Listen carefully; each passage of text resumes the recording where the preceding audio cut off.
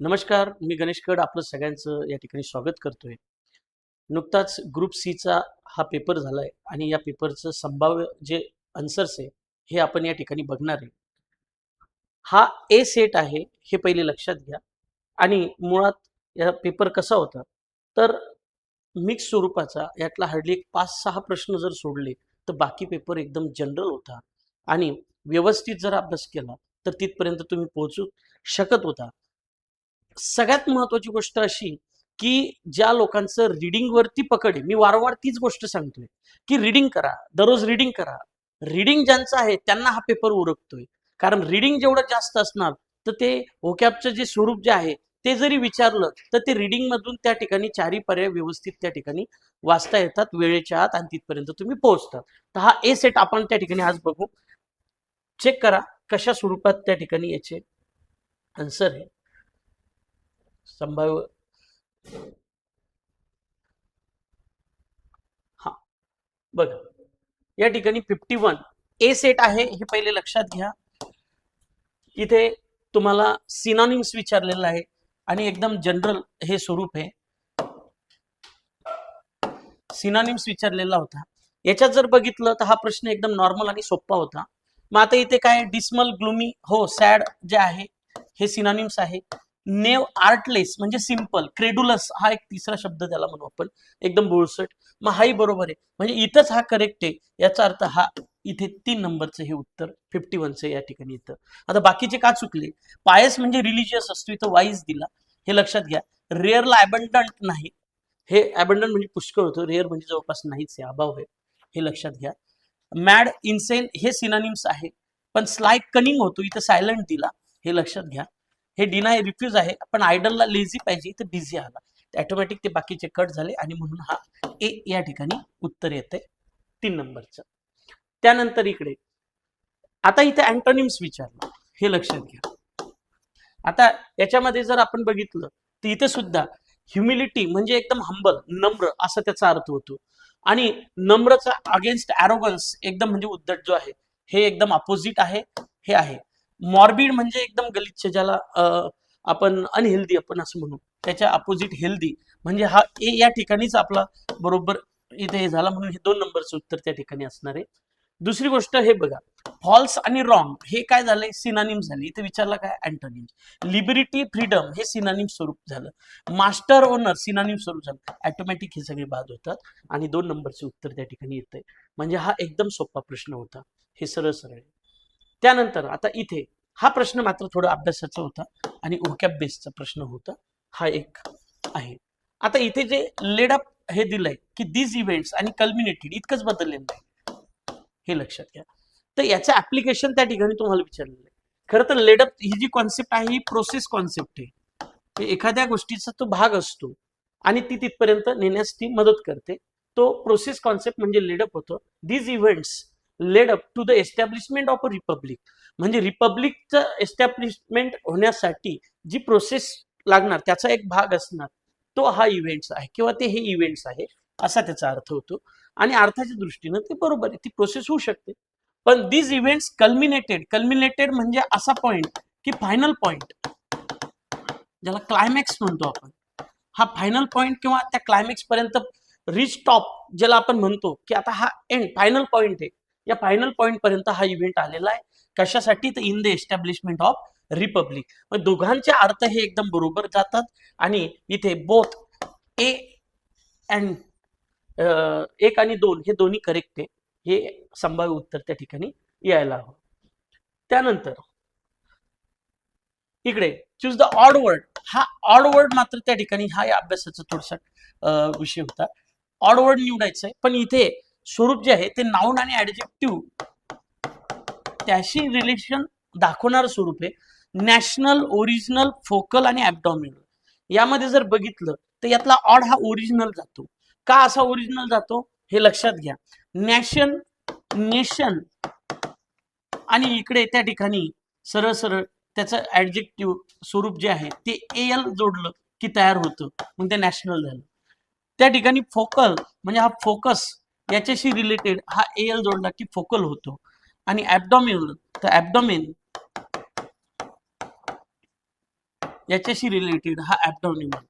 आता एक सगळ्यात महत्वाची गोष्ट अशी, याच्यामध्ये हे जे आहे की ओरिजिनल हे स्वरूप का वेगळं पडतं, तर याला एक स्ट्रक्चर आहे, नेशन याला स्ट्रक्चर आहे आणि हे रिलेटिव्ह ऍडजेक्टिव्ह स्वरूप त्या ठिकाणी तयार करतं, रिलेशन तयार करतं, एक स्ट्रक्चर स्वरूप आहे. आणि फोकस मग कुठल्याही स्वरूपाचा जो फोकस आहे म्हणजे तो ठरलेला आहे, त्याचं स्ट्रक्चर ठरलेलं आहे, त्याच्या रिलेटेड त्या ठिकाणी एल जोडला तो रिलेटिव्ह ऍडजेक्टिव्ह स्वरूप झाला. आणि ऍब्डोमेन सुद्धा स्टमक होतं, त्या रिलेटेड त्या ठिकाणी ही गोष्ट तयार होते. पण ओरिजिन कशाचं काय, त्याला कुठल्याही स्वरूपाचं स्ट्रक्चर किंवा कुठल्याही स्वरूपाचा घटक त्याशी रिलेटेड नाहीये. म्हणून हा इतरांपेक्षा ऍडजेक्टिव्ह स्वरूपात, जरी हा ऍडजेक्टिव्ह स्वरूप असेल तरी ऍडजेक्टिव्ह स्वरूपात तो वेगळा पडतो. म्हणून हा ऑड याला निवडणे योग्य ठरेल, हे लक्षात घ्या. पुढे या ठिकाणी मिसस्पेल्ड, आता हा नॉर्मल आहे, याच्यासाठी काही फार मोठ्या अभ्यासाची गरज नव्हती. इथे जर बघितलं तर स्पष्ट या ठिकाणी जो ऑकेजनली आहे हा जनरली आपल्या टेस्ट सिरीज मधनं पण त्या ठिकाणी हे विचारलेलं आहे मिसस्पेल्ड वगैरे. तर इथे ऑकेजनली डबल एस येत नाही, तो सिंगल एस येतो. आणि म्हणून हा 3 जो आहे हा इथे उत्तर 1 या ठिकाणी येणार, हे या ठिकाणी चुकलेलं आहे. म्हणजे 55 1 त्या ठिकाणी येत आहे, हे लक्षात घ्या. त्यानंतर इथे फक्त आता आन्सर्स आणि त्या रिलेटेड ही गोष्ट त्या ठिकाणी सांगितल्या जाणार, हे पहिले लक्षात घ्या. We do nothing in the wasted land, इथे आता सिंपल कॉम्प्लेक्स कंपाऊंड. आता ऑब्विसली याच्यात सबऑर्डिनेट क्लॉज आला का नाही आणि फॅनबॉईज आला का नाही, म्हणजे हा सिंपल आहे. आता किती कॉमन सेन्स आहे बघा. आता एवढा मोठा प्रश्न, एखादं सगळे पर्याय असतील पण तुम्हाला उत्तरांमध्ये तर एक एक घटकच दिला, सिंगल सिंगल घटकच दिला. मग पहिलं सेंटेन्स जे आहे ते तिन्ही सेंटेन्स आहे, किंवा यातलं कुठलंही एक सेंटेन्स तुम्हाला समजलं ते तिन्ही सेंटेन्स आहे. मग सगळे सेंटेन्स वाचण्याची गरज नाही, इथं वेळ बऱ्याच जणांनी देतात.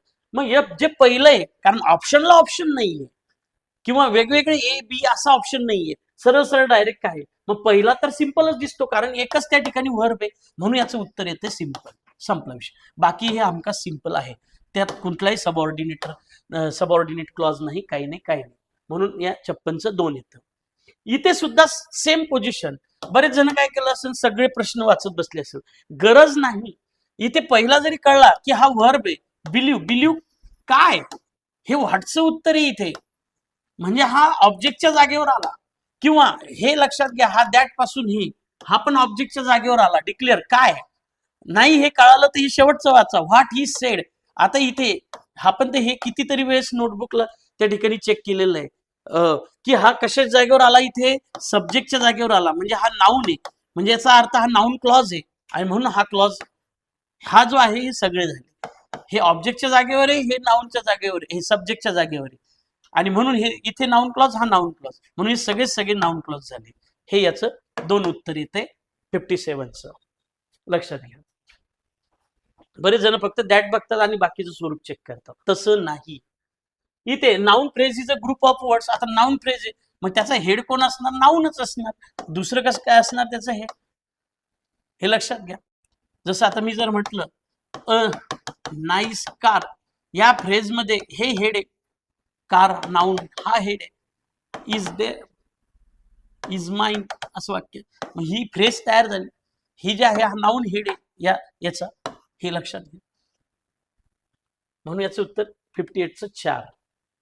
इथे Umesh said to his father, I need more money, the underline clause. आता इथे अंडरलाईन म्हणजे इतकंच विचारलं. तर आता मुळात जर ग्रॅमॅटिकली सुरुवातीपासून गेलो तर याला शास्त्रीय भाषेत आपण जरी डायरेक्ट इनडायरेक्ट वगैरे शब्द वापरत असेल तरी याला एक्झॅक्ट इन्व्हर्टेड कॉमाच्या आतील घटकास काय म्हणतात, तर रिपोर्टेड स्पीच म्हणतात. नोटबुकमध्ये जेव्हा आपला हा टॉपिक चालू होतो तेव्हा त्याच्यामध्ये इन्व्हर्टेड कॉमाच्या घटकाला रिपोर्टेड स्पीच म्हणतात, असं स्पष्ट आपण त्या ठिकाणी लिहिलेलं आहे. आणि या ठिकाणी नंबर 4 हे उत्तर अपेक्षित आहे, हे लक्षात घ्या. आता इथे काही एखादा एक थोडस गुंतागुंत एखाद्याच्या डोक्यात येऊ शकते, मग याला पण डायरेक्ट स्पीच म्हणू शकतो, हे पण त्या ठिकाणी येते. हो, डायरेक्ट स्पीच पण म्हणू शकतो, पण ज्या अँगलनी यांना प्रश्न काढला की एक्झॅक्ट फोकस कशावर, बेटर ऑफ द म्हणजे बेस्ट काय ते निवडा, तर त्या ठिकाणी रिपोर्टेड स्पीच आपण त्याला शास्त्रीय भाषेत म्हणू. एखाद्या वेळेस त्या ठिकाणी हा प्रश्न याच्यासाठी सुद्धा टाकला जाऊ शकतो, डायरेक्ट स्पीच साठी, हे लक्षात घ्या. म्हणून 4 59 4 60 याच्यामध्ये एक स्पष्ट सांगितलं की इथे सिमिलर ऍडिशनल इन्फॉर्मेशन, म्हणजे ज्याच्यामध्ये बेरीज होते तर खालीलपैकी असा कोण नाही विचारला. मग आता तसं बघितलं, अँड बेरीज करतो, फर्दर मोर बेरीज करतो, फर्दर म्हणजे ऍडिशनल, आणि ऍडिशन बेरीज करतो. बेरीज कोण करत नाही? 3 नंबर, अर्थात जनरली. हे लक्षात घ्या. म्हणून हा 60 त्या ठिकाणी तसं झाला. नेक्स्ट, आता इथे ऑट टू हे बघता क्षणी जर हे देशाविषयीचं स्वरूप आहे, पॅट्रियोटिक भावना आहे, तर मग हे नैतिकतेचा मुद्दा आहे, आणि म्हणून हा मॉरल ऑब्लिगेशन हे स्वरूप येतं, आणि म्हणून उत्तर याचं ए, अर्थात मॉरल ऑब्लिगेशन. काहीच बघायची गरज नाही, एकदम जनरल. पुढे हा प्रश्न एखाद्याला नवीन वाटला असेल, पण हा नवीन नाही. वर्कबुक मध्ये जे आपण रेग्युलर वर्कबुक घेतो, या वर्कबुक मध्ये हा प्रश्न तुम्हाला ऍडव्हर्बच्या टॉपिक मध्ये त्या ठिकाणी सापडेल. लिंकिंग व्हर्ब म्हणून आपण त्या ठिकाणी घेतलेलं आहे की लिंकिंग व्हर्बचं स्वरूप, असे काही व्हर्ब्स असतात की त्यांच्या सोबत ऍडजेक्टिव्ह येतं आणि त्याला आपण लिंकिंग व्हर्ब म्हणतो. तर वर्कबुक पार्ट 2 मध्ये हा नवीन टॉपिक नाहीये, हा पार्ट 2 च्या आपल्या वर्कबुक मध्ये हा प्रश्न स्पष्ट आहे. हे मी नंतरच्या लेक्चर मध्ये हे दाखवणार सुद्धा की हा प्रश्न कसा आलेला आहे. तर लिंकिंग व्हर्ब म्हणजे काय? तर पहिली गोष्ट लक्षात घ्या, ज्याला ऑब्जेक्ट असतो, हे लक्षात घ्या, ज्याला ऑब्जेक्ट असतो तो रेग्युलर व्हर्ब होऊन जातो, हे लक्षात घ्या. आणि ज्या व्हर्ब सोबत ऍडजेक्टिव्ह असतो आणि हा ऍडजेक्टिव्ह सब्जेक्टला डिस्क्राईब करतो. कोणाला डिस्क्राईब करतो? सब्जेक्टला डिस्क्राईब करतो, त्याला लिंकिंग व्हर्ब म्हणायचं. हे लक्षात घ्या, ही याची डिटेल कॉन्सेप्ट आहे. जसं आता इथे जरी दिलेलं असेल तर मी एक साधं गोष्ट या ठिकाणी इथे मांडतो. मी जर म्हटलं द शर्ट, हे वाक्य आपल्या याच्यात लिहिलेलं, लुक्स ऑसम किंवा द शर्ट लुक्स नाईस. आता लक्षात घ्या, नाईस काय? शर्ट. मग आता हा ऑब्जेक्ट आहे का? नाही, तर हा ऍडजेक्टिव्ह स्वरूप आहे. नाईस काय? शर्ट. म्हणजे हा लिंकिंग व्हर्ब झाला, हे लक्षात घ्या. आणि रेग्युलर व्हर्ब म्हणजे ऍक्शन व्हर्ब. पण मी हे जर म्हटलं की ही लुक्स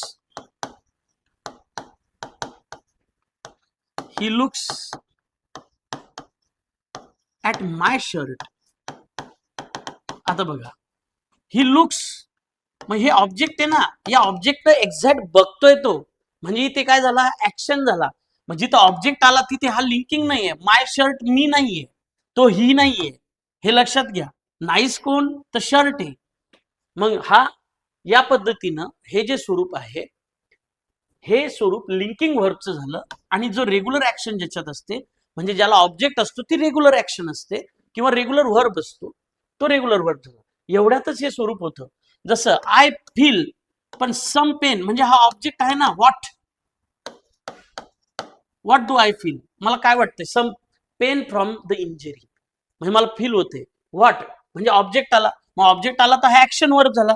तर ऍक्शन इथे या 2 मध्ये, ठीक आहे. आता दुसरं, द कम्फर्टर फील्स सॉफ्ट. अरे सॉफ्ट हा ऑब्जेक्ट थोडी आहे, सॉफ्ट हा ऍडजेक्टिव्ह आहे. सॉफ्ट काय आहे? तर कम्फर्टर आहे.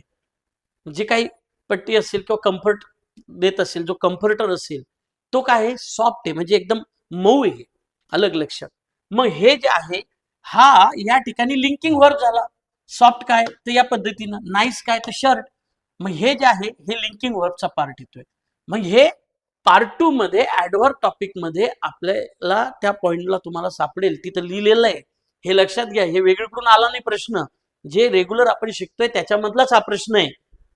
असा हा एखाद्याला एकदम नवीन वाटला असेल हा प्रश्न, अरे काय सगळ्यात सोपा प्रश्न होता हा, हे लक्षात घ्या. हनी टेस्ट स्वीट, स्वीट काय? हनी, हे लक्षात घ्या. आणि मी जर म्हटलं आय टेस्ट हनी, मग त्यावेळेस तो ऑब्जेक्ट आहे. मी मध खातोय, त्यावेळेस तो रेग्युलर ऍक्शन झाली. पण मध कसं आहे? गोड आहे, तर ते लिंकिंग व्हर्ब झाला, टेस्ट. आता इथं तेच आहे, वी म्हणजे आपण जेव्हा ऍक्च्युअल ऍक्शन करतो, वी टेस्ट काय? The fine wines. हे व्हॉट मध्ये आलं, ऑब्जेक्ट आला ना हा समोर. टेस्ट काय करतो? ते ऍक्च्युअल वाईन टेस्ट करतोय. आणि म्हणून मग या ठिकाणी हा ऍक्शन वर्ब झाला. आणि हा वाईन टेस्ट फाईन, फाईन काय आहे, वाईन आहे, लक्षात घ्या. मग जसं हनी टेस्ट स्वीट, तसं स्वीट काय हे हनी, त्या पद्धतीनं हे लिंकिंग वर्ब. मग आता ऑटोमॅटिक बघा, पहिला जो आहे तो ऑब्जेक्ट आलेला आहे त्याला, आणि म्हणून तो ऍक्शन मध्ये. दुसरा जो आहे कम्प्युटर फील सॉफ्ट, लिंकिंग आहे, इथे ऍक्शन दिला म्हणून याचं उत्तर एकच येतं, हे लक्षात घ्या. मग आता इथे बघा तिसरा, वी म्हणजे आपण स्वतः समोर ठेवलेली जी वस्तू आहे त्याचं ग्रहण करतोय, त्याची टेस्ट घेतोय, म्हणजे समोर ऑब्जेक्ट आहे आणि म्हणून तो त्या ठिकाणी ऍक्शन वर्ब आहे. आणि जी वाईन आहे ती स्वतः थोडी टेस्ट करणार आहे, ती वाईन कशी आहे तर फाईन आहे, आणि म्हणून त्या ठिकाणी ती लिंकिंग वर्ब आहे. मग फाईन कोणाला हे करतंय, वाईनला, म्हणून नंबर 1 त्याचं उत्तर आहे. हे आवर्जून सांगितलं. याला बरेच जण विचार करतील की वेगळा काय प्रश्न आला, वेगळं काही नाही आला, तो कॉन्सेप्ट पर्यंत तुम्ही पोहोचणं गरजेचं आहे. आणि ज्या लोकांनी नियम पाठ केले त्या लोकांना हा पेपर सोडवताना अनेक अडचणी गेल्या, हे पहिले लक्षात घ्या. मराठीतून नियम पाठ केले, आवर्जून अडचणी गेल्या, हे लक्षात घ्या. ज्यांनी कॉन्सेप्ट शिकली त्यांना हा मात्र आवर्जून त्या ठिकाणी सोडवता आलेला आहे, हे आवर्जून या ठिकाणी सांगतोय. इथे चेक करा, हा तर बेसिक मध्येच त्या ठिकाणी शिकतोय आपण की पब्लिक आर आणि कमिटी हॅव. आता जर असं जर बघितलं, हे लक्षात घ्या, तर पब्लिक दिसताना सिंग्युलर दिसतो आणि कमिटी सुद्धा दिसताना सिंग्युलर दिसते, परंतु वर्ब कसा आला, प्लुरल. मग एक लक्षात घ्या, जेव्हा असं उलट्या पद्धतीनं म्हणजे सब्जेक्ट दिसताना सिंग्युलर दिसतो, परंतु जो वर्ब आहे हा वर्ब प्लुरल घेतला जातो, असं उलट घेतलं जातो, त्यावेळेस तो नोशनल कॉन्कर्ड असतो, हे लक्षात घ्या. आणि म्हणून हे बी हे उत्तर येतं. आणि जेव्हा सिंग्युलर असेल तर सिंग्युलरच, प्लुरल असेल तर प्लुरलच, तो ग्रॅमॅटिकल कॉन्कर्ड होऊन जातो. आणि जेव्हा प्रॉक्झिमिटी म्हणजे जेव्हा आयदर ऑर नॉर हे जे असतात तेव्हा ते प्रॉक्झिमिटी होऊन जाते. आणि कॉम्प्लिमेंट तर हे पूर्ण वेगळं आहे. आणि म्हणून याचं उत्तर येते 3, 63 3. पुढे हा एक प्रश्न बऱ्याच जणांना वेगळा वाटला, पण व्हर्बच्या कॉन्सेप्ट मध्ये रेग्युलर व्हर्ब जे आहे, रेग्युलर व्हर्ब आणि इरेग्युलर व्हर्ब याचा हा पार्ट आहे. लक्षात ठेवा, जे रेग्युलर व्हर्ब जे असतात यांनाच वीक व्हर्ब म्हणायचं असतं, आणि जे इरेग्युलर असतात ते स्ट्रॉंग व्हर्ब असतात. आता याच्यामध्ये लक्षात घ्या, डी, ईडी आणि टी हे शेवटी हे जे जोडावं लागतात, हे ऍडिशन करावं लागते, ते झाले वीक व्हर्ब. आणि इथे स्ट्रॉंग व्हर्ब मध्ये मिडलला जेव्हा बदलला जातं, एखादा शब्द मिडल मध्ये बदलतो, तेव्हा मात्र तो स्ट्रॉंग व्हर्ब होतो. म्हणजे जसं सिंग, सॅंग, संग. मग याच्यामध्ये मिडल मध्ये फरक पडला, म्हणून मग या ठिकाणी हा स्ट्रॉंग व्हर्ब झाला, याला इरेग्युलर व्हर्ब म्हणतो. पण इरेग्युलर व्हर्ब मध्ये सुद्धा जर शेवटी असा टी येत असेल तर ते इरेग्युलर मधले वीक व्हर्ब झाले. मग त्यातलं आता इथे पहिले रेग्युलर व्हर्बचे बघू, कोणतं आहे, पोस्ट, पोस्टेड. हा, हे बरोबर आहे, म्हणजे हा डी ऑप्शन आहे. डी इथे, डी इथे, बाकी तर गेले, बरोबर आहे. मग आता इथे कोण आहे, बी. मग आता एकदा बी चेक करा, फील, फेल्ट. हा, आता हा इरेग्युलर मधला वीक आहे, कारण याच्या शेवटी काय आला, टी आला, आणि म्हणून या ठिकाणी हा 2 हे उत्तर यायला पाहिजे, हे सरळ सरळ आहे. आता इथे सीट, सॅट हा स्ट्रॉंग व्हर्ब आहे, कारण याच्या जे व्हर्बच्या मध्ये जे वॉवेल्स असतात त्याच्यामध्ये जर बदल होत असेल तर तो स्ट्रॉंग व्हर्ब. वॉवेल्स मध्ये जर बदल, साऊंड मध्ये जर बदल होत असेल तर तो स्ट्रॉंग व्हर्ब. सीट, सॅट. मग हा या ठिकाणी आता टी जो आहे हा टी याचाच भाग आहे, हा ऍड केलेला नाही, पण याच्यासाठी टी ऍड केला शेवटी. मग ज्याच्यात ऍड केला त्याचा भाग नसतो, पण ऍड केला तर तो वीक होऊन जातो, हे लक्षात घ्या. आणि म्हणून मग या ठिकाणी हा वीक वर्ब हे याचं उत्तर येतं. आता फ्लीट, फ्लीट मग एखादा म्हण ऍड केला, मुळात फ्लीट हा वर्ब याचा फॉर्मच नाही, फ्लीचा फॉर्म आहे फ्लेड, हे लक्षात घ्या. हाही वीक होऊन जातो. फ्लीट म्हणजे ताफा होतो, म्हणून हे दिलेलं चुकीचं आहे इथे, आणि म्हणून याचं उत्तर त्या ठिकाणी ऑब्विसली बी आणि डी यायला पाहिजे, हे लक्षात घ्या. त्यानंतर मी इथं आवर्जून नाऊनच्या टॉपिक मध्ये शिकताना आपण ऍपॉस्ट्रॉफी शिकतो, हे ऍज इट इज तुम्हाला तिथं दिलेलं आहे की या ठिकाणी जो मूळ वर्ड असतो, जर प्लुरल करायचंय, समजा आता इथे सन इन लॉ असं आहे आणि मला प्लुरल करायचंय, तर प्लुरल जर करायचं असेल तर जो मूळ वर्ड असतो प्लुरल, मूळ वर्डला यस जोडणे.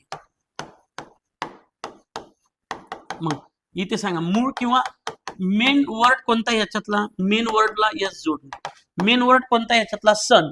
मग सनचा काय होईल, सन्स. पण इकडे यस नाही येणार, सन्स इन लॉ. मग या स्वरूपाचं बघा, पासर बाईज नाही तर पासरला यस पाहिजे होता, म्हणून ए गेला. हे स्पष्ट आहे, ए इथे, ए इथे, मग हे गेले. उरलं आता सी डी बी, याच्यातलं एक जरी आलं तर उत्तर येते. कमांडर इन चिफ्स नाही, यस हा चुकीचा आहे, यस इथं पाहिजे होता प्लुरल साठी, आणि ॲपॉस्ट्रोफियस साठी तो शेवटी येत असतो, म्हणून हा बी गेला. म्हणजे हाही गेला, म्हणजे आपल्याला उत्तर भेटून गेलं. सी आणि डी पाहायचंही काम नाही. ब्रदर्स इन लॉ मूळ इथे, सन्स इन लॉ मूळ इथे. म्हणजे या ठिकाणी मेन वर्डला यस जोडणे म्हणजे प्लुरल करणे, आणि शेवटच्या याला त्या ठिकाणी ॲपॉस्ट्रोफियस जोडणे, तेव्हा तो करेक्ट येतो. तर अशा पद्धतीनं ॲपॉस्ट्रोफियस शेवटी येतो, आणि प्लुरल करायचं असेल तर तो त्या ठिकाणी मेन याला त्या ठिकाणी येतो, हे लक्षात घ्या. आणि म्हणून उत्तर एक त्या ठिकाणी येते. पुढे खरं तर पॅसेजच्या बाबतीत आवर्जून सांगेल, आताचा पॅसेज 5 पैकी 5 मार्क्स तुम्ही घेऊ शकत होते जर तुम्ही पॅसेज वाचला असता तर, ज्या लोकांनी. मग आता हे पॅसेज जनरली करप्शन आणि या जे इरेग्युलरिटी वर्क आहे त्याच्यावरती हा भर देतोय. मग आता वर्क आपल्याला सॅक्रिफाईस करायचं वगैरे हा त्याचा सगळा सार आहे. तर तुम्ही त्या ठिकाणी जर चेक केला तर आता पहिला ऑप्शन जर बघितला, people who have plenty of money, ज्यांच्याकडे प्लेंटी ऑफ मनी, हे सरळ सरळ याचं उत्तर दिसतंय. A seem always to be able to get more, इथपर्यंत झालंय. पण आता बाकीचे ऑप्शन कसे कट होते, पूर्ण पॅसेज मध्ये हे दिलेलं नाहीये. Often help the poor directly, हे वाक्यच नाही. बी, आता एक लक्षात घ्या, ए कुठे, ए इथे, अजून ए कुठे, ए इथे झालं. मग आता बी हे वाक्यच नाहीये, मग बी इथं दिलेलं आहे, म्हणजे आपलं उत्तर 3 येऊन जातं इथे ऑटोमॅटिक, बाकी वाचायची गरज नाहीये. म्हणजे ई हे डॉमिनेट्स ऍक्सेस टू स्केअर रिसोर्सेस, म्हणजे ते त्याच्यावरती डॉमिनेट करतात, हे असं त्यांना म्हणायचंय. खरं तिथे डॉमिनेट पाहिजे होतं, हा, पण हे 3 नंबरचं उत्तर त्या ठिकाणी येऊन जाते, कारण बी हा ऑप्शनच नाही, किंवा पूर्ण याच्यात वाचल्यावर याचा उल्लेखच नाहीये हेल्प द पुअर डायरेक्टली, जे प्लेंटी ऑफ मनी ज्यांच्याकडे, असं हे पूर्ण पॅसेज वाचल्यावर तुम्हाला येऊन जाईल, म्हणून याचं 3 नंबरचं उत्तर येते. दुसरं 67, which of the following best captures the central analogue. मग काय सेंट्रल अॅनालॉग याचा, तर सेंट्रल अॅनालॉग जो आहे तो त्या ठिकाणी स्पष्ट विचारलेला आहे. आता पूर्ण पॅसेज जर वाचला तर तुम्हाला market that needs regulation, market विषयी नाहीये, बॅटल फील्ड विषयी नाहीये, स्कूल निडिंग विषयी नाही, तर हे मात्र वाक्य जसंच्या तसं तिथं मध्ये दिलेलं आहे की society is like a sick patient needing careful treatment, C, म्हणून हे 2 नंबरचं उत्तर येते. तुम्ही म्हणाल हे वाक्य त्या ठिकाणी मधल्या या पॅसेज मध्ये आहे, हे बघा, that when a country like a person falls sick it has to be carefully doctored, हे carefully nursed and carefully brought back to health, हे वाक्य दिलेले आहे. आणि ही या पॅसेज मध्ये ही सेंट्रल आयडिया आहे या कंट्री विषयीची. पुढे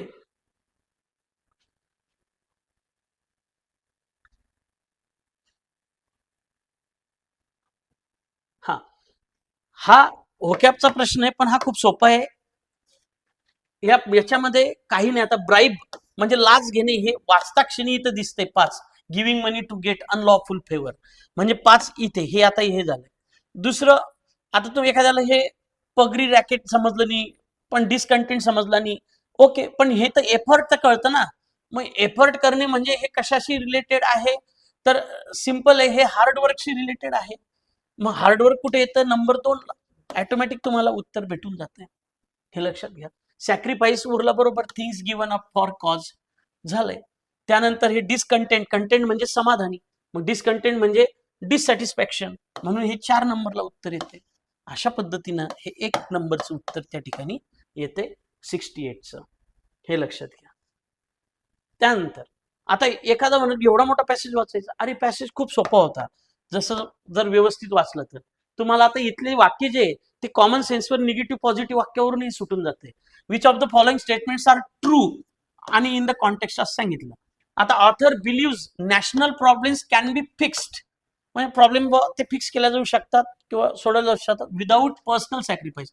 मुळात पॅसेज वाचल्यावर शेवटी सांगितलेलं आहे की आपल्याला विदाऊट पर्सनल सॅक्रिफाईस नाही, तर विथ सॅक्रिफाईस, सॅक्रिफाईस करायचंय, हे विदाऊट मुळे हा गेला.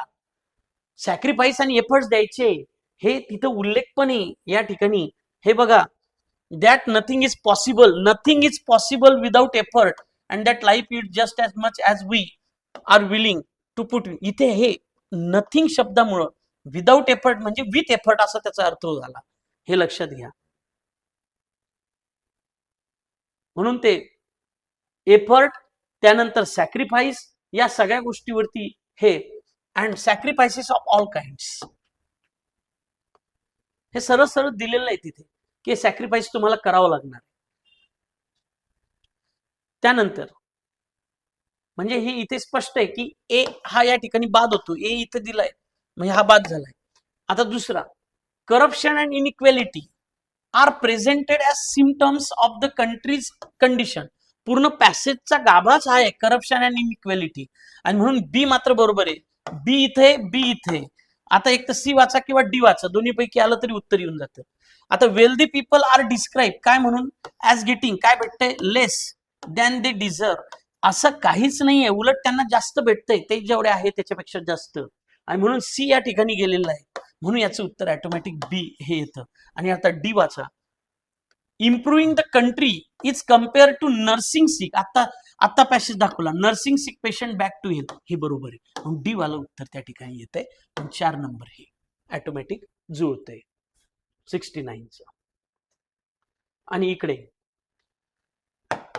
Choose the correct options according to the writer. हा, आता यातलं करेक्ट ऑप्शन परत निवडायचं आहे. हे पण त्याच पद्धतीने आहे की people generally welcome sleepless nights and hardship. हे वेलकम कशाला करणार आहे, स्लीपलेस नाईट्स अँड हार्डशिपला. Laziness helps solve national issues. Laziness कसा हेल्प करणार आहे, काहीच नाही. आता तसं जर बघितलं, ए बी, आता बी हा या ठिकाणी आहे, बी या ठिकाणी आहे, हे तसेही गेले, आणि ए या ठिकाणी आहे. म्हणजे आपल्याला सी आणि डी हे 2 नंबरचे उत्तर त्या ठिकाणी भेटतंय. सरळ सरळ चित्र आहे, हे चेक करा. आणि म्हणून इथे discontent arises because basic needs are unequally met. बरोबर आहे, बेसिक नीड्स नाहीच आहे, त्या अनइक्वल आहे. आता वरच्या याच्यातच इनइक्वेलिटी दाखवलेली आहे, म्हणून सी येत आहे, आणि सी या एकाच ठिकाणी आहे, तिथंच उत्तर येऊन जाते. आणि recovery requires collective effort and sacrifice, याच्याबद्दल तर अगोदरच्याच प्रश्नात बोललेलं आहे की एफर्ट अँड सॅक्रिफाईस पाहिजे, म्हणून हा त्या ठिकाणी येतंय. आणि corruption is irrelevant to the country's problem, हे तर नाहीच आहे, आणि म्हणून या ठिकाणी नंबर 2 हे सहज उत्तर येते 70चं 2. हा, आता इथे ग्रामरच्या स्वरूपावर फॅनबॉयचा कॉन्सेप्ट आहे हा, की बट फॉर हे फॅनबॉयज म्हणजे कोऑर्डिनेटिंग कंजंक्शन. तर आता 2 वाक्य जोडताना कोऑर्डिनेटिंग कंजंक्शन आपल्या सोबत काय घेणार, तर कॉमा घेणार, हे सहज आहे. याला कंपाऊंड सेंटेन्स म्हणतो आपण. आणि मग या ठिकाणी अ सिंगल इन्व्हर्जन. इन्व्हर्जन तर हे काय संबंध, इन्व्हर्जन हे तर कॉमन सेन्सवर आहे. एक्सक्लामेटरी काय संबंध आहे, हे कॉमावरती डिपेंड करते. कॉमा देऊन पुढे बट घेऊ शकता तुम्ही. अशा पद्धतीनं हा 71चा हा स्वरूप आहे. बघा पुढे, म्हणजे हाही प्रश्न, प्रत्येक प्रश्न हा सोपाच आहे, त्याच्या फक्त आपल्या सायकोलॉजीने ते अवघड करते की काय अवघड आहे. ज्यांनी नियम पाठ केले ते तिथंच बाद होतात, ही परत लक्षात घ्या. आणि ते एका तासामध्ये तेवढा वेळ नाही तुम्हाला नियम आठवायला. म्हणून learn concept not the rules. मी आवर्जून सांगत असतो की जोपर्यंत तुम्हाला डोळ्याने प्रश्न सोडवता येत नाही, म्हणजे ती प्रॅक्टिस होत नाही, तर इतकं हे सगळं वाचताना बर्डन येणार नाही. म्हणून डेली रीडिंग आणि रीडिंग हे एकच गोष्ट वाचू शकते, थ्रू अँड थ्रू. हे काय एकदम बेसिक स्वरूप आहे एंटायरली, हे तसंही लक्षात येत आहे. टू बी हार्ड अप हे रेग्युलर ओकॅब्युलरीचा पार्ट आहे, आणि टू बी हार्ड अप म्हणजे आता फारच त्या ठिकाणी कठीण समस्या आहे, खर्च करू शकत नाही, म्हणजे पैशाची कमी पडलेली लिटल मनी, हे 4 नंबरचं उत्तर. 73चं, 72चं 1 नंबरचं. हा, याच्यासाठी अभ्यास लागणार. हे फ्रेझल वर्ब्स मध्ये तुम्हाला मोडला, हे फ्रेझल वर्बचा पार्ट होता. आणि इथे कम अप टू चा अर्थ इथे टू बी इक्वल टू याशी मात्र जुळतोय, म्हणजे सी, म्हणजे 3 नंबरचं उत्तर येते. आता हे जे आहे हे जसंच तसं त्या ठिकाणी सोर्स बुक मध्ये आहे. आता इथे जे बाकी व्हेरी नियर किंवा अप्रोच टू, व्हेरी नियर म्हणजे नॉट इक्वल, अप्रोच टू म्हणजे not equal, trying to join hands तर नाहीच आहे, डी तर नाहीच आहे, हे लक्षात घ्या. आणि म्हणून ए आणि सी, म्हणजे या ठिकाणी जर आपण बघितलं तर बी पण त्यांनी बात केलेलं आहे. मग ए नियर पेक्षा इक्वल म्हणजे एकदम मॅच होणे, म्हणून हे 3 नंबरचं उत्तर द्यायला पाहिजे. आता असे प्रश्न आल्यानंतर बऱ्याच जणांना मग अडचण निर्माण होते की अरे याचा काय विचार करायचा. पण इथे gate a monkey of your back. आता रिडिंग जर व्यवस्थित असेल तर रिडिंग व्यवस्थित आल्यानंतर ऑटोमॅटिक तुम्ही याचं उत्तर व्यवस्थित ते तयार करू शकता. आता gate a monkey of your back, आता या ऑफचा अर्थ काय होतो? एखादी गोष्ट डिस्कनेक्ट करणे, उतरून टाकणे, हे लक्षात घ्या. ती काढून टाकणे, गेट रीड ऑफ, सुटका करून घेणे या ओ डबल एफचा. मग ओ डबल एफचा अर्थ आणि डिस्कनेक्ट होणे असा त्याचा अर्थ होतो. याचा अर्थ गेटिंग मंकी, मंकी काय ते आता हे कोणतं स्वरूप आहे की बऱ्याच काळापासून एखादी गोष्ट आपण ओझं घेऊन चालतोय, त्याच्यापासून आपल्याला सुटका पाहिजे, असा त्याचा अर्थ आहे. मग आता इथे she got a monkey of her back after eating, काही संबंध नाही. हे एकदम जास्त काळ त्रासलेली गोष्ट डिस्कनेक्ट करणे असा त्याचा अर्थ होतो. आता the new policy will get, आता a monkey of your back for employee, मुळात इथे of your back for employee याचा काही संबंध येत नाही न्यू पॉलिसीचा, कारण अजून बाकीचे वाक्य आपण वाचू. He tried to get a monkey of his back going to the gym but it was close. जिमचा तर काही प्रश्नच येत नाही. आणि ते क्विटिंग हिज टॉक्सिक जॉब म्हणजे निगेटिव्ह स्वरूप आहे, आणि हा जॉब एकदम निगेटिव्ह स्वरूपाचा होता, पण त्याला आता क्विट केला. तो क्विट केला म्हणजे त्या ठिकाणी ह्यूज रिलीफ भेटला. मग get to monkey of your बॅकचा अर्थ तोच होतो की लॉंग पेन पण लेटर तुम्ही त्याला बाजूला करता आणि ते ह्यूज रिलीफ तुम्हाला त्यात भेटतं, असा त्याचा एक्झॅक्ट अर्थ होतो. मग quitting his toxic job was a huge relief, हे ह्यूज रिलीफ म्हणजेच getting a monkey of his back. तर या 2 आणि 4 मध्ये सगळ्यात बेस्ट ऑप्शन हा 4 बसतोय, हे लक्षात घ्या. आणि न्यू पॉलिसीचं विल गेट अ मंकी अजून हे यांच्यावर हा तो कसा स्वरूपाचा होता याचं काही एक्सप्लेनेशनच नाही. जे इथं टॉक्झिक स्वरूप, टॉक्झिक जॉब हे स्पष्ट स्वरूप सांगते की निगेटिव्ह स्वरूप, की हा जॉब असा असा टॉक्झिक स्वरूपाचा होता, पण आता तो सोडला, त्यातून सुटका झाली, आता रिलीफ भेटला, म्हणून ते monkey of his back, O double F. म्हणून त्या ठिकाणी 4 नंबरचं स्वरूप. इथे इथे काहीच नाही, हा PYQ आहे, युबिक्युटस. हे ज्याला कळलं एवढं त्याच्यावरच प्रश्नाचं उत्तर येतं, युनिव्हर्सल. मग किती 2C. आता जर तसं बघितलं म्हणजे हा जो 2 आहे मग तो C बघा, मग इथे 2 ला B आहे, 2 ला D आहे, 2 ला A आहे, 2 ला C आहे. आपलं उत्तर 2 आहे, स्पष्ट आहे. आपण 76चं 2. हे एवढं एकदम जनरल आहे आणि एकदम हे सोपं आहे. मग आता याचा जर विचार केला, कोरोबोरेट, मग रेनफोर्स म्हणजे एखादं स्टेटमेंट हे कन्फर्म आहे हे सांगणे म्हणजे कोरोबोरेट करणे, अलग लक्षात. युबिक्युअस म्हणजे युनिव्हर्सल, एव्हरीवेअर असा त्याचा अर्थ होतो. त्यानंतर व्हिसिट्यूड, व्हिसिट्यूड हा जो आहे ऑर्डियल त्या ठिकाणी होतंय, आणि डिसेमिनेट म्हणजे प्रोपोगेट म्हणजे स्प्रेड होतंय, हे लक्षात घ्या. त्यानंतर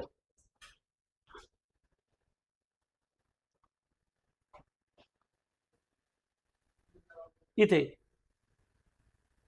या ठिकाणी 77 हा चेक करा.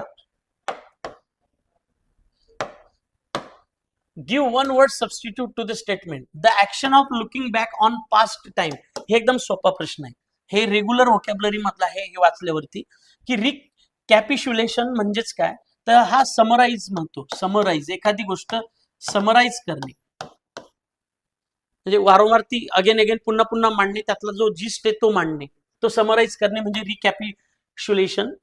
त्यानंतर रिट्रोस्पेक्शन मात्र हा पास्ट रिलेटेड गोष्ट आहे, अर्थात हे action of looking back on past time, हे लक्षात घ्या. ते रिट्रोस्पेक्शन झालं. इंट्रोस्पेक्शन म्हणजे लुकिंग इन टू सेल्फ, म्हणजे आत्मपरीक्षण टाईप म्हणतो आपण, की ते आत्मस्वरूपाचा घटक जो आहे तो झाला इंट्रोस्पेक्शन. आणि मेमोरायझेशन, तर हा प्रोसेस ऑफ मेमरी त्याशी रिलेटेड येतो, की एखादी गोष्ट मेमोराईज करायची, मग ते पास्टशी रिलेटेडच असे असं नाही. आणि म्हणून या ठिकाणी याचं योग्य ते उत्तर B हे या ठिकाणी येते, अर्थात नंबर 2 येते. त्यानंतर इथे तुम्हाला विचारलं out of the base, point out the base. Base म्हणजे मूळ शब्द, त्याला ना इथे प्रिफिक्स लागलेला आहे ना इथे सफिक्स लागलेला आहे, हे लक्षात घ्या. ना सफिक्स ना प्रिफिक्स असा. मग मूळ शब्द बघा, आता इथं अनफ्रेंडलीनेस हा शब्द दिला, मग इथं जर आपण विचार केला अनफ्रेंड म्हटल्यावर अन हा प्रिफिक्स लागला, इथे LY प्रिफिक्स सफिक्स लागला, त्या ठिकाणी LY त्या ठिकाणी सफिक्स लागला आणि इथे हा प्रिफिक्स पण आहे. मग मूळ शब्द कोणता आहे तर फ्रेंड, आणि म्हणून हे 3 नंबरचं उत्तर येते. आता एवढं हे बेस स्वरूप सफिक्स प्रिफिक्स हे इतकं जनरल कॉन्सेप्ट होता. हा तर कितीतरी वेळेस मागच्या वेळेसही आला. हे 2 आहे, कॉल ॲट आणि कॉल ऑन, यातला फरकच बऱ्याच वेळेस करतो. जेव्हा कॉल ऑन करतो तेव्हा तो पर्सनला असतो, आणि जेव्हा कॉल ॲट केल्या जातं तेव्हा ती प्लेस असते. मग झालं. मग इथे प्लेस जर म्हटलं समवन का नाही, बाय समवन का नाही, टू विजिट समबडीज हाऊस आणि ऑफिस, हे काय झालं प्लेस, आणि म्हणून 3 नंबरचं या ठिकाणी उत्तर येते. हे स्पष्ट आहे. 79. त्यानंतर इकडे 80. Select the word which is most opposite in meaning to the word boisterous. हा PYQ आहे. बॉयस्टर्सचा अर्थ होतो नॉइझी, हे लक्षात घ्या. नॉइझी आणि नॉइझीच्या अपोजिट एवढं तर कळतं काय आहे क्वाईट. आता हे जे 2 आहे, हा रॉकस आणि युप्रोरियस, हे याचा दोघांचा अर्थ नॉइझीच असा होतो. हे सिनोनिम्स आहे बॉयस्टर्सचे, आणि क्वाईट हा अँटोनिम आहे, आणि म्हणून या ठिकाणी 2 नंबरचं उत्तर येत आहे. त्यानंतर इकडे we will continue to fight for as long as it takes. Continue to fight, आणि तुम्हाला फाईटचा अर्थ विचारला. आता जे लोकांचं रीडिंग चांगलं आहे याला कॉन्टेक्स्च्युअल मिनिंग म्हटलं जातं. त्या कॉन्टेक्स्च्युअल मिनिंग नुसार हे अर्थ येतं. आता we will continue to hide, hide कशाला, टू फाईट म्हटल्यावर हाईड कशाला येणार. सरेंडर आणि हाईड हे काय संबंधच नाही. कम्प्लीट इन गेम हा कोणता गेम आहे इथे, अरे एवढा कॉमन सेन्स आहे. स्ट्रगल करणार तुम्ही, फाईट करणार, लढणार तिथे, आणि म्हणून बी या ठिकाणी 3 नंबरचं उत्तर येते. हे स्पष्ट आहे.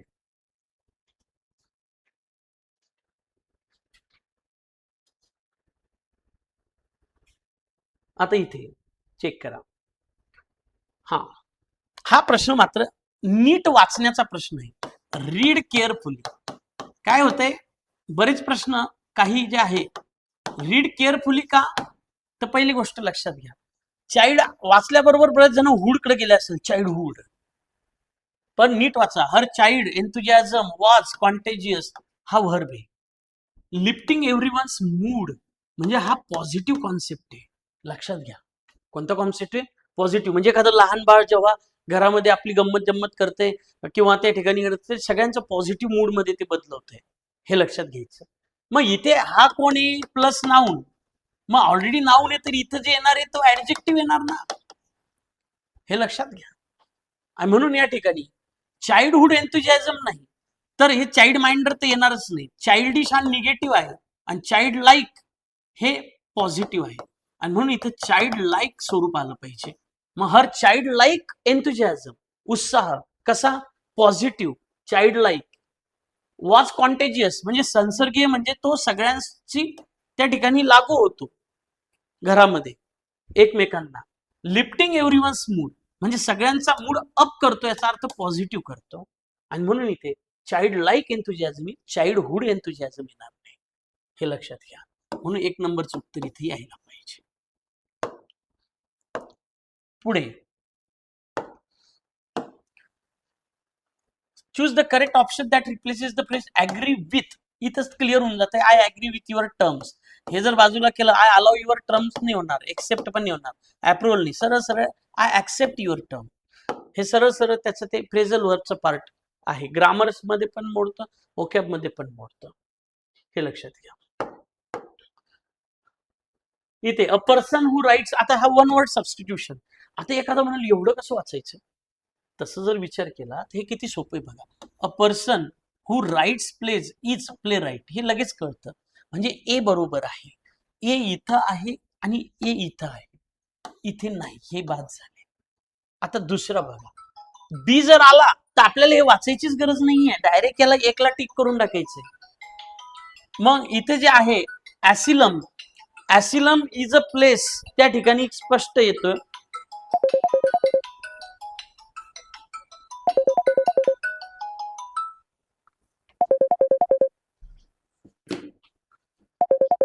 ऍसिलम इज अ प्लेस, हे स्पष्ट चित्र येतंय. Where mentally ill and mad persons are kept, बरोबर आहे. जे वेड्याचे त्या ठिकाणी एखाद्या ठिकाणी जे असतं जिथे ठेवल्या जातात, जे इन्सेन असतात किंवा मॅड असतात, त्यांना ऍसिलम म्हटलं जातं, आणि बी बरोबर आहे, हे लक्षात घ्या. आपल्या त्या ठिकाणी बुकमध्ये हे सर्व दिलेलं आहे, जे ओकॅबचे जे स्वरूप आहे ते. ॲसिलम काय असेल किंवा हे काय जे वन वर्ड हे आहे सगळं आहे. तर याच्यामध्ये बी करेक्ट आहे, तर आपल्याला इकडे जायचीच गरज नाही, डायरेक्ट एक वरती उडी मारू. हे सगळे बरोबर आहे. हर्मिट बरोबर आहे, जो एकटा निसर्गाच्या याच्यात राहतो रिलिजियस कारणासाठी, ते एकदम ऍसिटिक संत साधू जो होतो तो हर्मिट. प्लेस अशी प्लेस की ज्याला बर्ड्स आणि पक्षी वगैरे सगळे असतात, टू ब्रीड सँक्च्युरी म्हणतोय आपण, ते बरोबर आहे. म्हणून सगळे इथं बरोबर येतील, ऑल ऑफ दिस. इथे तेच. पण याच्यासाठी पण फार ताकद आहे का लागते का, कारण यातले ते हे जर काही प्रश्न, आता शेवटची जे टेस्ट सिरीज होती आपले रेतला, त्या ठिकाणी टेम हा शब्द विचारलेला आहे शेवटच्या ह्याच्यात, आता लेटेस्ट वाली 4-5 दिवसा अगोदर. हे लक्षात घ्या, हा टेम शब्द विचारलेला आहे, टेम आणि अनटेम. मग आता इथे आपण बघू, तुम्हाला विचारलं काय हे महत्वाचं आहे, सिनोनिम्स विचारला. मग आता इथे स्टराईल, बॅरेन आणि व्हल्गर कोर्स हे एकमेकांशी सिनोनिम्स मध्ये आहे, हे मात्र लक्षात घ्या. बाकीचे का नाही ते आता आपण बघू. स्टॅटिक हा जो आहे इथे, हे एकमेकांशी, स्टॅटिक म्हणजे थांबलेला, स्टेशनरी, एका ठिकाणी थांबलेला. इथं पुढे दिला मुव्हिंग म्हणजे अपोजिट दिला, हे लक्षात घ्यायचं. विअरी म्हणजे टायर्ड, हा टायर्ड थकलेला, एन्थुजियास्टिक एनर्जेटिक म्हणजे हे अपोजिट आहे, हे लक्षात घ्या. झील, पॅशन हे सिनोनिम्स आहे, पण वाईड, डोमेस्टिक हे ते अपोजिट पाहिजे होता या ठिकाणी, हे इथे टेम या ठिकाणी असं दिलेलं आहे, टेम आणि अनटेम असं. वाईडचा अपोजिट डोमेस्टिक येणार तो ठिकाणी. हे सिनोनिम्स त्या ठिकाणी आहे. पुढे शाय, बेसफुल हा सिनोनिम्स आहे, पण टेम आणि मॉडरेट याचा काहीही संबंध नाही, हे लक्षात घ्या.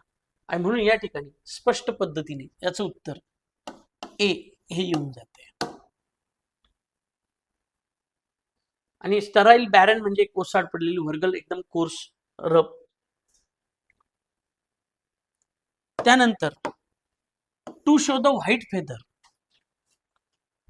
मग to show the white feather जे आहे, हा अपोजिट कन्सेप्ट मध्ये गेला, वाईड आणि टेम, तो डोमेस्टिक त्याचा आहे. To show the white feather, अरे हे तर किती जनरल आहे, म्हणजे आपण कॉवर्डिस म्हणू एकदम भित्रा. मग हे कॉवर्ड जिथे आहे तिथे बी, म्हणून हा 2 नंबरचं त्या ठिकाणी उत्तर जात आहे, हे लक्षात घ्या. त्यानंतर इकडे इन द सूप, हे सुद्धा त्या होकॅबच्या बुकमध्ये आहे. अति तुम्ही डिक्शनरी पाठ नाही करू शकणार, याच्यातले 4 जर प्रश्न वेगळे व्होकॅब्युलरीचे काढले, 4च, तर याचा अर्थ बाकीचे हे कसे day to day regular reading वरती डिपेंड करतात आणि तुमच्या कॉन्टेक्स्च्युअल मिनिंगवर डिपेंड करतात. मग आता इथे इन द सूप, तर हे ऑब्विसली इन द सूप आहे म्हणजे इन डिफिकल्टी आहे, हे सरळ सरळ आहे, म्हणजे बी म्हणजे नंबर 2 हे उत्तर येत आहे, हे बघता क्षणी कळतंय. ट्रेस द एक्झॅक्ट मिनिंग विचारला. To have kangaroos in the top paddock. मग to have kangaroos in the top paddock म्हणजेच काय, to be mad or eccentric, विचित्र असणे, इन्सेन असणे, हा ए म्हणजे नंबर 1 हे या ठिकाणी उत्तर येते, हा त्याचा एक्झॅक्ट मिनिंग आहे. हा कॉन्टेक्स्च्युअल मिनिंग ना त्या ठिकाणी आपल्याला फ्रेझल वर्ब वापरायची, हा ग्रामर रिलेटेड प्लस व्होकॅब असं त्या ठिकाणी एकत्रित येतो. गिव्ह ओव्हर, आता गिव्ह ओव्हर याचा अर्थ stop. Chris you are hurting me, म्हणजे तुम्ही जे काय काम करत असाल किंवा एखादी गोष्ट करत असाल, ती गोष्ट काय करा, स्टॉप करा, ती लॉंगर टाइम. तर ते give over Chris you are hurting me म्हणजे ए त्याचं उत्तर आहे. आता इथे कॉमन सेन्स बघा, ए बी ए सी, विषय संपला, बाकीचे 2 पर्याय बाद झाले. आता एक तर बी नाही तर सी, ह्या दोघांपैकी एकच घ्यायचं, याचा अर्थ डी हा असाच उडालेला आहे. मग आता इथे बघा, the flowers will give over beautiful colours in the garden. Flowers will give over म्हणजे विल स्टॉप ब्युटिफुल कलर्स. कस काय, फ्लावर जेव्हा जेव्हा येतील तेव्हा कलर घेऊन येईल, ते स्वतःहून थोडी थांबवणार आहे की आता आम्ही कलर थांबवतोय. म्हणजे बी हा लॉजिकल नाहीये, पण गिव्ह ओव्हर कंप्लेनिंग करणं थांबव हे लॉजिकल आहे. म्हणून या ठिकाणी ए सोबत सीच जोडी बसती आणि म्हणून उत्तर 3 येतं. आणि हे she will give over the party tonight, आजची पार्टी थांबव, असा त्याचा अर्थ हा इलॉजिकल त्या ठिकाणी बसतोय, हे येणार नाही त्या ठिकाणी, हे लक्षात घ्या. म्हणून 3 नंबरचं उत्तर त्या ठिकाणी येणार. आता हा पेपर, आता हे इतकं परत एवढं मोठं या ठिकाणी हे दिलेलं आहे.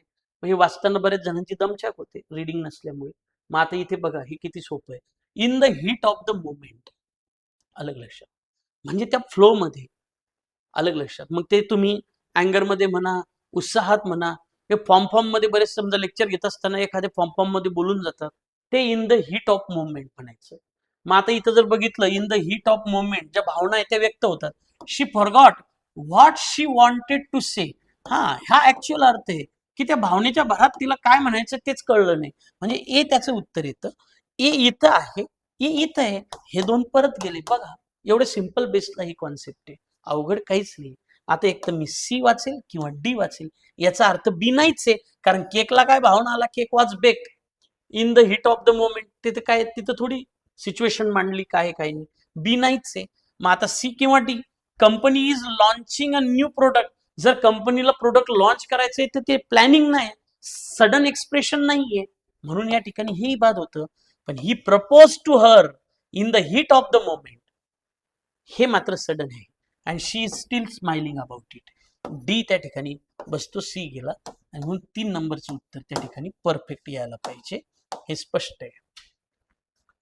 आणि इथे हा बघा, आता डायरेक्ट इनडायरेक्ट वरती हा दुसरा प्रश्न या ठिकाणी आहे. एकदम हा तर किती सिंपल आहे, सहज कोणालाही समजेल. ही सेड टू मी, हा ही कोणाला म्हणतो, मी म्हणजे मला, म्हणजे आपण जे वाचतोय त्याला. I don't believe you. आता एखादा इथे बाहेर शोधली, इथे सेड टू मी आला, इथे सेड टू आला, ओके, बऱ्याच ठिकाणी. आता इथं तर टोल्ड यायला पाहिजे होतं, पण नाही दिलं. पण पर्यायानुसार जा, मग पर्यायानुसार त्या ठिकाणी गेल्यानंतर स्पष्ट आहे, डोंटचा डोंट राहील का, नाही, मग हा इथे गेला. दुसरं, इथे हे सेड आलं, ओके, पुढे हा यूचा यू नाही राहणार, हाही कट झाला, कारण यू मध्ये आपण इथे बाहेर मला म्हटलंय, आणि मग तो मला म्हणतोय, तर या यूचा काय कन्वर्ट होईल, मी कन्वर्ट होईल. हा मी, हिम सुद्धा येणार नाही.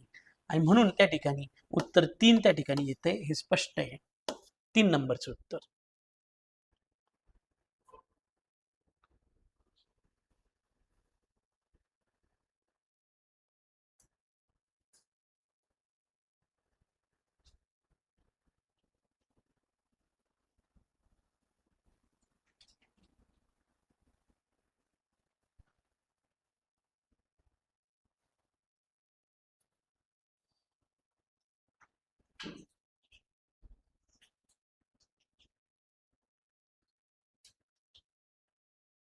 हा, आता इथे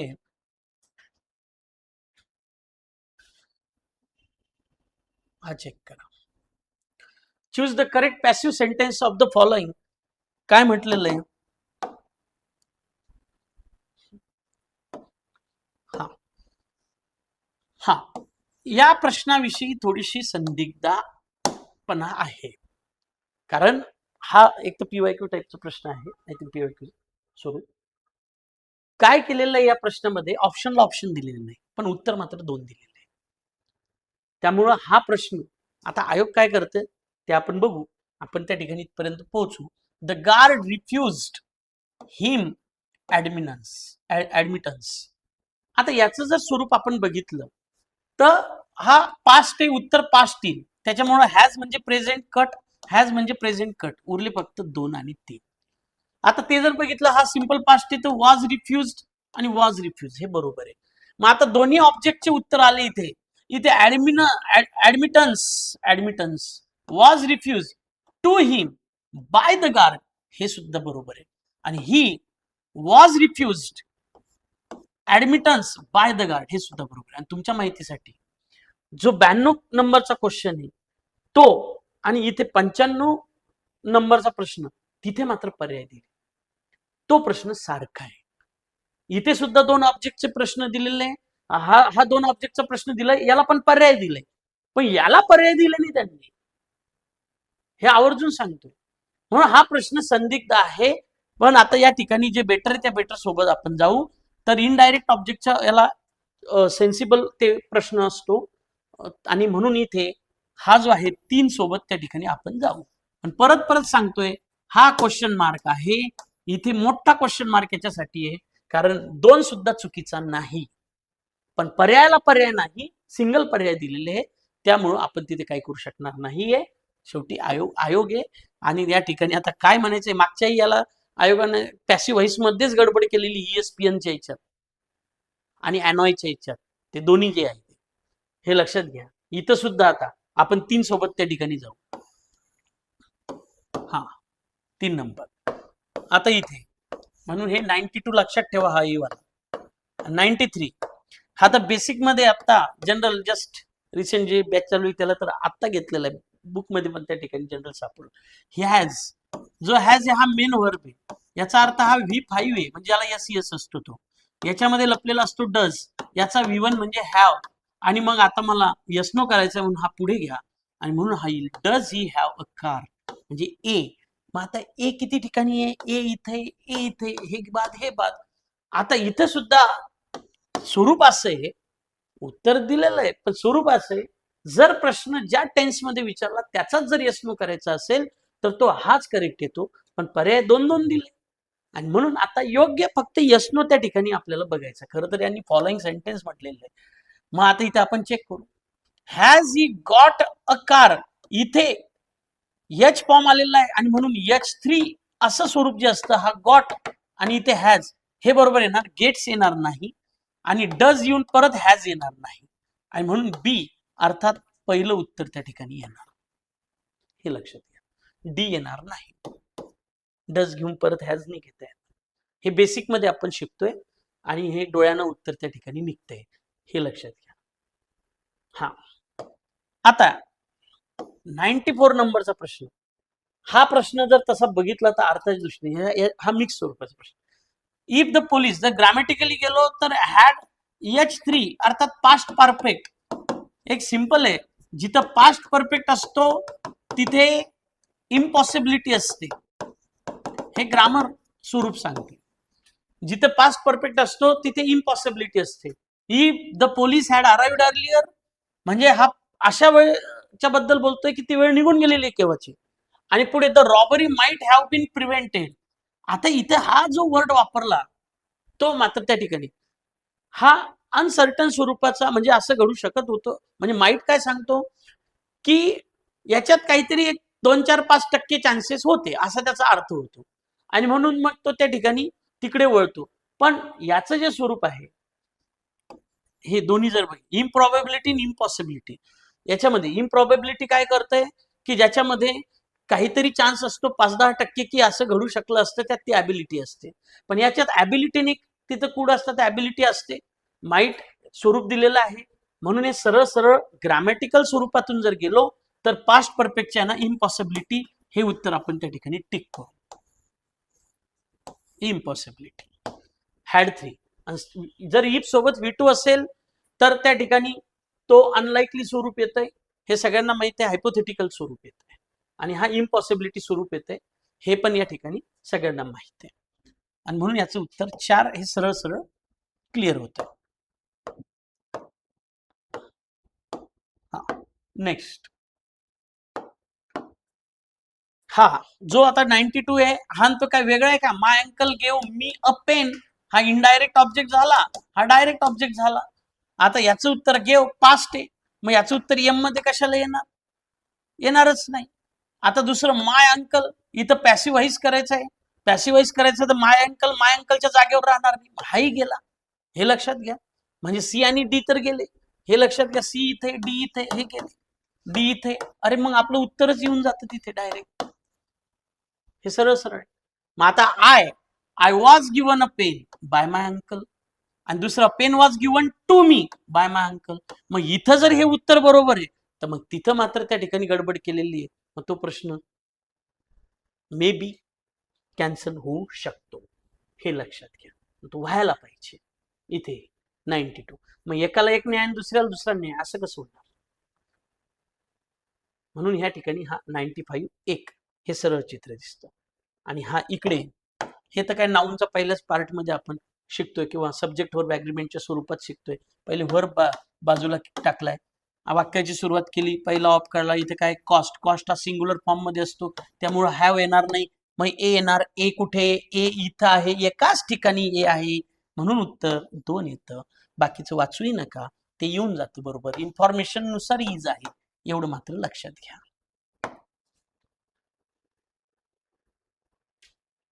आणि इथे एंड सेशन हा, हे चेक करा आता किती जनरल हे स्वरूप आहे. इम्परेटिव्ह मूड, इम्परेटिव्ह मूड म्हणजे व्हर्बने सुरुवात, झालं. ज्याची सुरुवात व्हर्बने होते तो ड्राईव्ह, व्हर्बने सुरुवात झाली ये इथे, ये इथे. मग आता एक तर बी आणि डी, माथेरान, माथेरान व्हर्ब थोडी, बी गेला म्हणजे बी गेला, आपलं उत्तर आलं नंबर 1. एवढं सोपं आहे, कुठलाच नियम पाठ करायची गरज नाही. कन्सेप्ट वरती भर देणं फार गरजेचं आहे, तर त्या ठिकाणी स्पीड येणार. आणि स्पीड असेल तरच पोस्ट असेल तरच स्पीड पोस्टना लेटर येईल, जॉईन व्हा, हे लक्षात घ्या. आता filling the blanks, virtue, the power, ह्या प्रिपोजिशन मधल्या फ्रेजेसचं आपण प्रिपोजिशन शिकल्यानंतर एक फ्रेजेसचं पेजेस तिथे देतो, त्याच्यामध्ये स्पष्ट आहे बाय व्हर्च्यू ऑफ म्हणजे because of the power vested in me, हे स्पष्ट आहे. आणि पहिल्याच याच्यावर बाय आणि ऑफ कुठे, इथेच आहे, 2 नंबरचं उत्तर.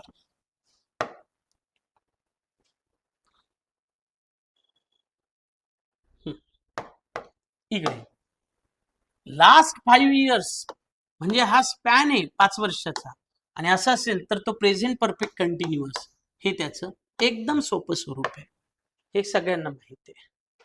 त्याच्यासाठी नियम सुद्धा पाठ करायची गरज नाही. आणि इकडे हा प्रश्न ज्या पद्धतीनं दिलाय ते ऍप्लिकेशन बेस दिलाय. खरं तर यूज टू जो आहे हा यूज टू हा पास्ट हॅबिट सांगतो, जी गोष्ट नेहमीसाठी घडते. पण यूज टू ला ऑप्शन वूड पण असतो, त्याच्या ऍप्लिकेशन नुसार हे पास्ट हॅबिट सांगतं. मग आता इथं जर बघितलं तर would lend him money when he was unemployed, म्हणजे जेव्हा अनएम्प्लॉईड होतात तेव्हा त्याला पैसे देत असत, असा त्याचा अर्थ. वी यूज टू लेंड हा तर बरोबर आहे. Would visit his parent every other weekend, याचा अर्थ हे वारंवार घडणाऱ्या घटनेबद्दल हा वुड बोलतोय, म्हणजे यूज टूच काम करतोय. आणि म्हणून चारी एकमेकांना ऑप्शन आहे, आणि ऑल आर करेक्ट हे या ठिकाणी यायला पाहिजे. असं हे 100वा प्रश्न आहे, आणि असा हा तुमचा पेपर आहे. जर तसं बघितलं तर तुमच्या अँगलनी हार्डली 4 ते 5 प्रश्न सोडले, हार्डली 4 ते 5 प्रश्न, बाकीचे पॅसेजसह सगळे नॉर्मल होते. फार काही त्याच्यामध्ये एक 2-3 व्होकॅबलरी सोडल्या की ज्या वेगळ्या नाही वाचल्या आल्या गेल्या, समजा फ्रेझल वर्ब मध्ये कम अप टू सारखे, पण ते तर रेग्युलर आहे, समजा जर अभ्यास केला तर ते पण येऊन जातं. पण टोटल प्रश्न एक 5 जास्तीत जास्त, जरा 5 प्रश्न जर त्या ठिकाणी असे काढले ते थोडेसे तुम्हाला वेगळे वाटतील. आता लिंकिंग वगैरे हे काही वेगळा प्रश्न नाही, ते वर्कबुकच्या पार्ट 2 मध्ये ऍडवर्ब मध्ये ज्याने नीट व्यवस्थित वाचलं त्याला ते माहित आहे, ज्याने नियम वाचला त्या ठिकाणी त्याला ते कळणार पण नाही, हे लक्षात घ्या. लिंकिंग काही वेगळा प्रश्न नव्हता. बाकीचे जे आहे ते फक्त असे टोटल 5 प्रश्न तुम्हाला सापडतील की जे वेगवेगळ्या स्वरूपाचे तुमच्या अँगलनी ते वेगळे असतील. पण ऍव्हरेज पेपर त्या ठिकाणी होता. पण पेपर कसा होता तर पेपर लेंदी स्वरूपाचा होता. लेंदी म्हणजे कसं, वाचायला थोडासा वेळ घेत होता, हे मात्र लक्षात घ्या. मग याच्यावर सोल्युशन काय, तर प्रत्येक सेमिनार त्या ठिकाणी बघा. त्या प्रत्येक सेमिनार आणि प्रत्येक याच्यात एकच गोष्ट सांगितलेली आहे की दररोज रिडिंग करा. म्हणून या ठिकाणी जे मेंटरशिपचं स्वरूप चालू केलेलं आहे की दररोज स्टोरी रिडिंग मी देत असतो. ते स्टोरी रिडिंग ज्यांनी केलं, ज्यांनी त्या वाचनावर पकड घेतली, त्यांचा झरझर पेपर त्या ठिकाणी उरकला. आणि मेन म्हणजे पॅसेज सुद्धा सोप्या स्वरूपात बऱ्याच जणांचा उरकला, हे मी आवर्जून सांगतोय. अवघड काही नाहीये, सोपं आहे. फक्त त्या ठिकाणी अति नियम पाठ जर केले, वेळेवरती कुठलाच नियम मदतीला येत नाही, एवढं आवर्जून त्या ठिकाणी सांगतो. पण कन्सेप्ट केली तर कन्सेप्ट पटकन डोळ्यानं त्या ठिकाणी उत्तर काढणार. म्हणून learn concept, not the rules. Thank you. थांबतोय.